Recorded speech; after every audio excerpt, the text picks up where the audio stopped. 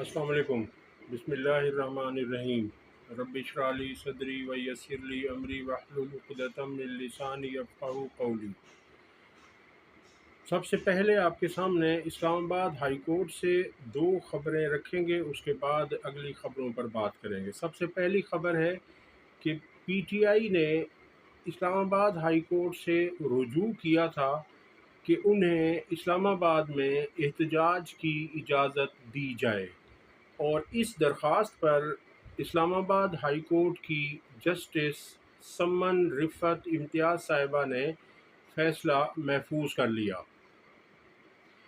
पाकिस्तान तहरीक इंसाफ ने आज इस्लामाबाद में एहतजाज की इजाज़त के लिए दरख्वास्त दायर की।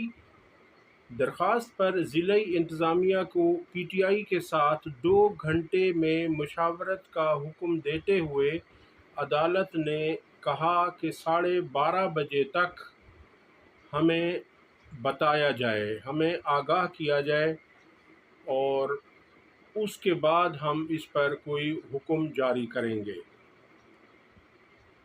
आज 26 जुलाई को इस्लामाबाद में तहरीक इंसाफ ने एहतजाज की इजाज़त मिलने के लिए आमिर मुग़ल की दायर करदा दरख्वास्त पर समाअत की। आमिर मुग़ल की तरफ से तहरीक इंसाफ के रहनुमा शुएब शाहीन, जबकि ज़िला इंतज़ामिया की जानिब से स्टेट काउंसिल मलिक अब्दुर्रहमान अदालत में पेश हुए। दौरान समाअत स्टेट काउंसिल ने अदालत को बताया कि पीटीआई की दरख्वास्त मौसूल हो चुकी है और इस पर ऑर्डर आ चुका है। जस्टिस समन रिफ़त इम्तियाज़ ने रिमार्क्स दिए कि मेरे ख़्याल में आज इस्लामाबाद में तो कोई और एहतजाज भी है, जिस पर स्टेट काउंसिल ने कहा कि इस्लामाबाद में दूसरे एहतजाज का मुझे कोई इल्म नहीं। इंतज़ामिया ने इस्लामाबाद के अंदर एहतजाज करने की तमाम दरख्वास्तें मुस्तरद कर दी हैं। शहरियों की हिफाजत के लिए इस वक्त किसी को इजाज़त नहीं मिल सकती। शुएब शाहीन ने कहा कि हमने जलसे की दरख्वास्त दी थी, एनओसी जारी किया गया, फिर उसे मनसूख कर दिया गया। हमारी दरख्वास्त पर चीफ जस्टिस ने इनको फ़ैसला करने की हिदायत की। जलसे से मुतालिक हमारी इनसे बात चल रही है, यानी ज़िला इंतज़ामिया से बात चल रही है, वो एक अलग मामला है। नेशनल प्रेस क्लब के बाहर हम पुरअमन एहतजाज करना चाहते हैं, जो हमारा आइनी और कानूनी हक है। एहतजाज, मीटिंग्स वगैरह के लिए इजाज़त मांगने की ज़रूरत नहीं, इसके लिए हाई कोर्ट का फ़ैसला मौजूद है। स्टेट काउंसिल ने अदालत को बताया कि जिस ऑर्डर का हवाला दिया जा रहा है वो दफ़ा 144 से मुतालिक पास नहीं हुआ, जिस पर जस्टिस समन रिफ़त इम्तियाज़ ने रिमार्क्स दिए कि जो वजूहत आप बता रहे हैं, ऐसा तो फिर कोई एहतजाज कर ही नहीं सकता।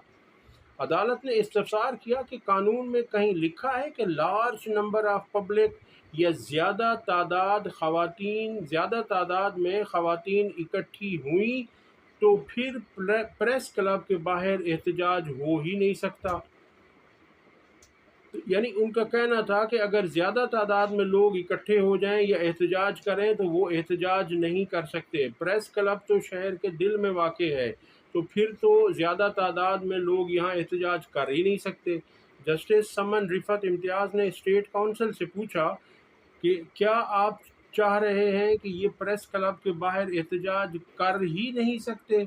आपने हमें कानून से बताना है कि इतने नंबर से ज़्यादा लोग प्रेस क्लब के एहतजाज में शामिल नहीं हो सकते, या तो आप कोई कानून बता दें कि प्रेस क्लब के बाहर इतने तादाद से ज़्यादा लोग इकट्ठे नहीं हो सकते। शुएब शाहीन ने कहा कि अगर ये हमें प्रेस क्लब के बाहर एहतजाज नहीं करने देना चाहते तो F9 पार्क की इजाज़त दे दें। बाद अज़ां अदालत ने समाअत में वक्फा करते हुए एहतजाज की इजाज़त से मुतालिक ज़िला इंतज़ामिया को पीटीआई के साथ 2 घंटे में मशावरत करके 12:30 बजे तक अदालत को आगाह करने का हुक्म दिया।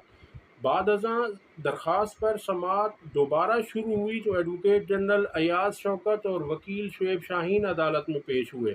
जस्टिस समन रिफ़त इम्तियाज़ ने पूछा, क्या कुछ तय पाया? इस पर एडवोकेट जनरल ने बताया कि इस्लामाबाद में आज जमात इस्लामी ने धरने का भी कह रखा है। جسٹس سمن رفعت امتیاز نے کہا کہ یہ وجہ تو ڈپٹی کمشنر صاحب نے نہیں لکھی۔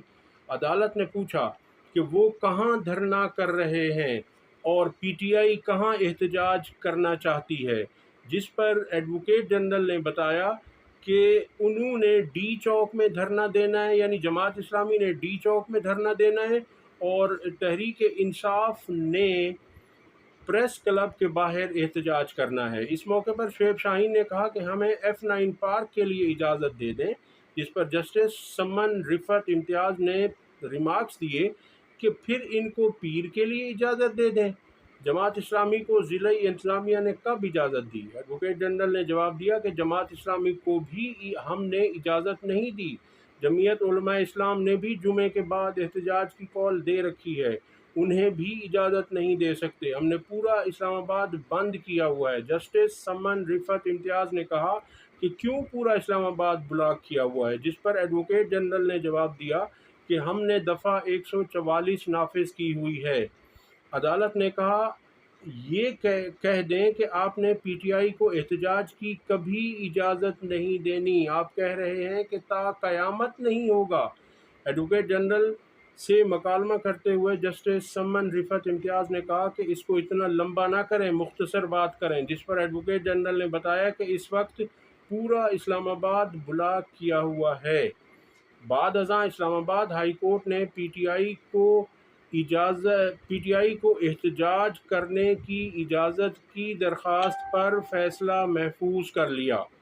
اب آپ کے سامنے اگلی خبر رکھنے جا رہے ہیں، اور وہ خبر ہے کہ توہین الیکشن کمیشن سے متعلق فواد چودھری کے خلاف توہین الیکشن کمیشن کیس کا جیل ٹرائل کالعدم قرار دے دیا۔ اسلام آباد ہائی کورٹ کی جسٹس سمن رفعت امتیاز کی عدالت میں یہ کیس بھی زیر سماعت تھا، اور اس کیس میں عدالت عالیہ نے الیکشن کمیشن کا جیل ٹرائل کالعدم قرار دے دیا۔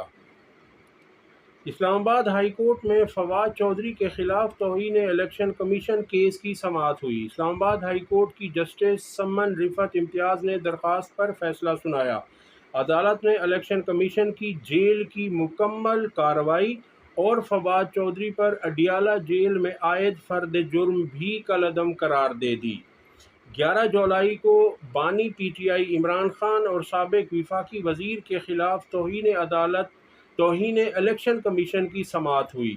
ممبر الیکشن کمیشن نثار درانی توہین کی سربراہی میں 4 رکنی کمیشن نے کیس کی سماعت کی۔ الیکشن کمیشن نے توہین الیکشن کمیشن اور توہین چیف الیکشن کمشنر سمیت